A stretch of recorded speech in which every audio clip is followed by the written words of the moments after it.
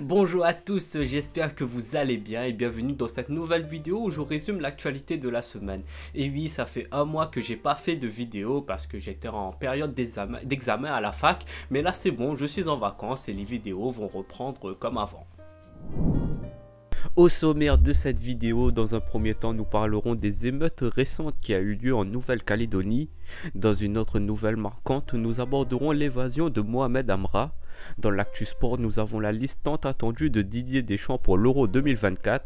Enfin, nous terminerons avec l'actualité cinéma en direct du Festival de Cannes où Francis Ford Coppola présente son nouveau film Megalopolis. La Nouvelle-Calédonie est le théâtre d'un déchaînement de violence depuis ce lundi 13 mai.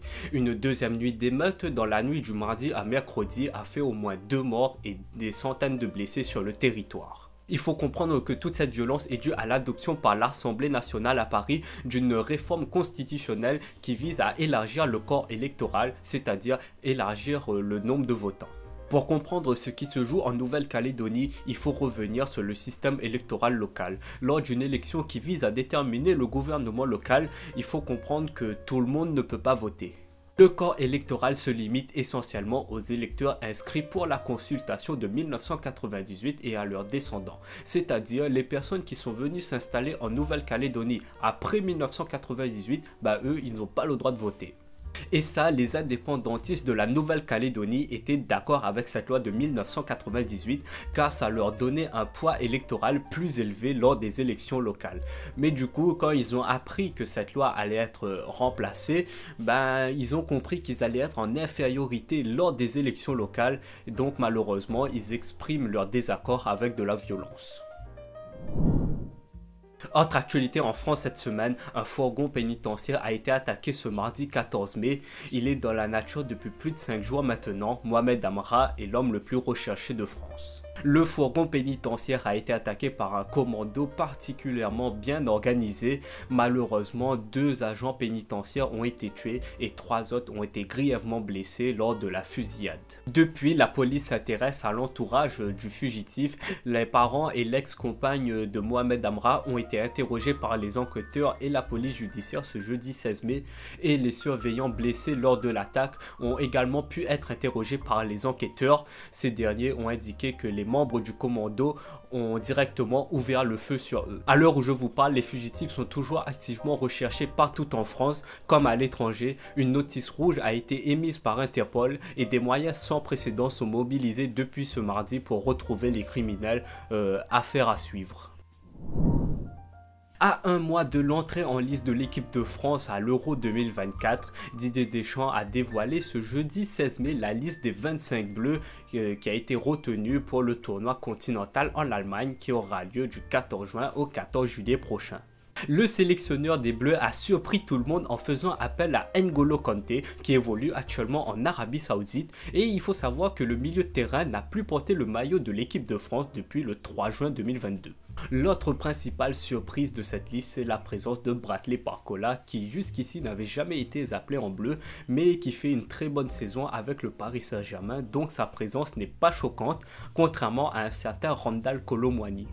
Oui, je suis un peu dur avec lui, mais si on regarde par rapport aux stats individuels, il n'a absolument pas sa place dans cette liste. Mais on le sait, Didier Deschamps, lui, il préfère le groupe plutôt qu'à l'individualité. Et sur ce point, il a totalement raison. Il nous a emmené 2 fois en finale de Coupe du Monde et une finale à l'Euro 2016. Et j'espère qu'il va ramener la coupe 24 ans après à la maison. Et on va dire qu'il est un peu obligé de ramener cette coupe car la finale c'est le 14 juillet et vous imaginez fête nationale plus victoire de la France, ça serait extraordinaire et moi je dis allez les Bleus. À 85 ans, Francis Ford Coppola est pour la 3e fois en compétition à Cannes avec son film Megalopolis. Mais de quoi parle ce film ? Est-ce que cette société, ce mode de vie,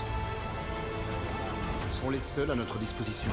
Alors, d'après les premières critiques, c'est un étrange film de prospective fiction aux références antiques qui a toutes les qualités et les défauts d'un premier long métrage. Qu'est-ce qu'on peut pas entendre comme connerie, sérieusement?